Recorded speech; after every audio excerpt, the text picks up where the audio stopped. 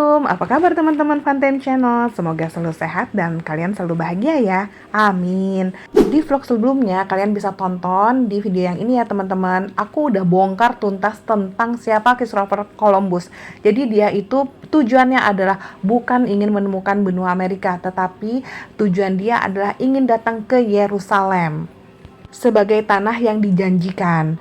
Tapi ternyata Allah Subhanahu wa taala sudah menetapkan bahwa Palestina adalah milik bangsanya Filistin, milik orang-orang Palestina nih teman-teman. Nah, sekarang aku lagi di Hagia Sophia teman-teman. Aku akan bilang ke kalian kalau aku tuh bener-bener terharu banget pertama kali dengar azan di Hagia Sophia yang udah berubah fungsinya dari museum ke masjid nih teman-teman. Masya Allah, tabarakallah.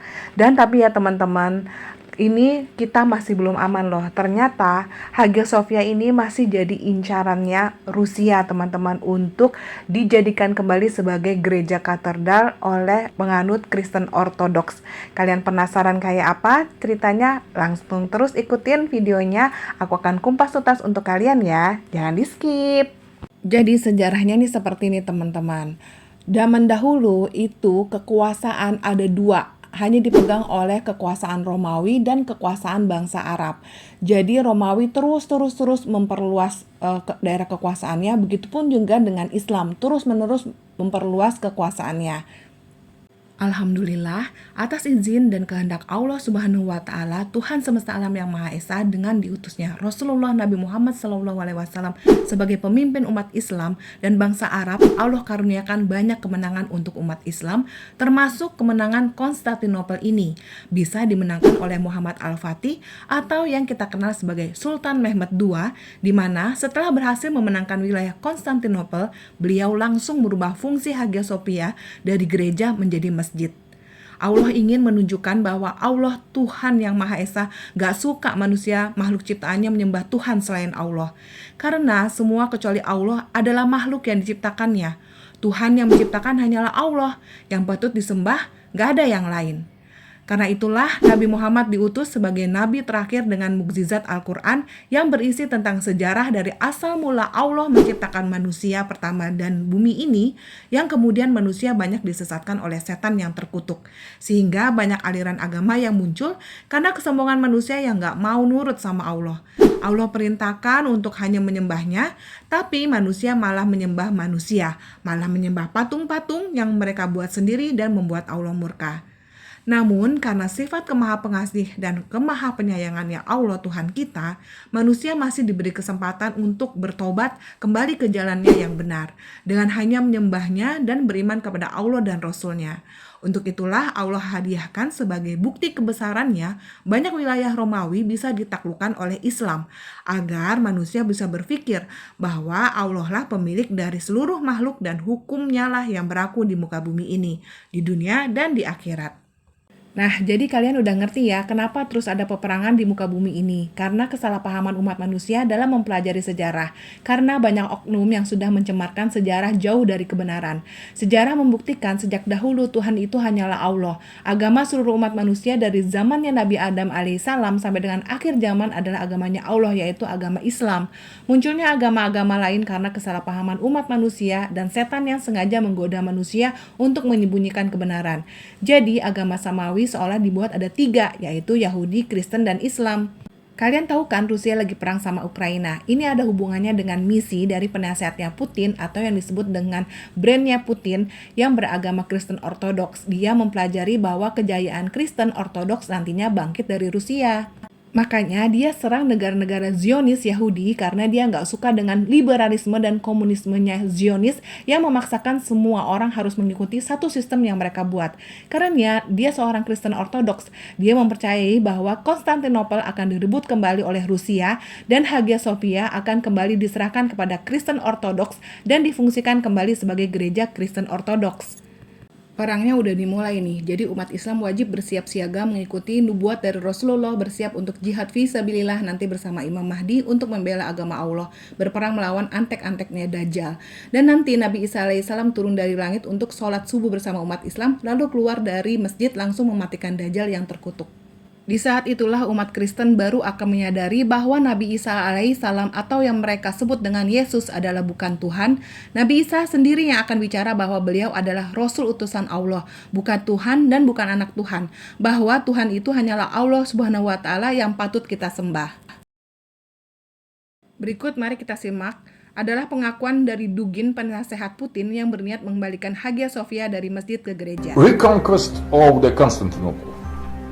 Precisely that elders of Russian Orthodox Church say, affirm that Russia will conquer Constantinople and free Hagia Sophia and restore it as Christian cathedral.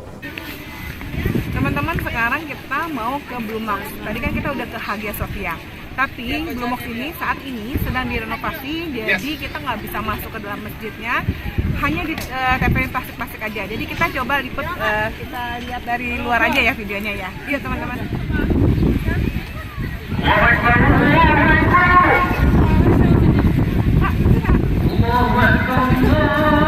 Ini sautan. Nih, sekarang ini.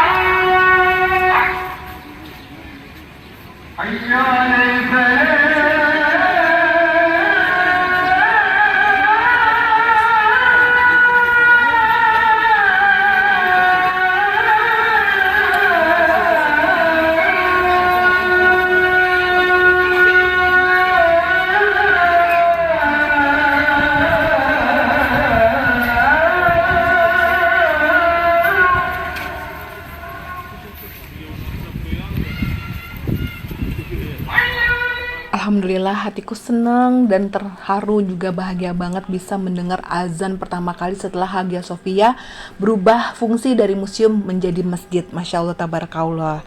Nah, sekarang kita udah deket banget nih teman-teman ke Masjid Biru. Sebenarnya Masjid Biru juga kalau misalkan 30 menit sebelum azan itu udah ditutup untuk para wisatawan karena memang dipakai untuk sholat. Tapi setelah sholat selesai 30 menit kemudian akan dibuka kembali.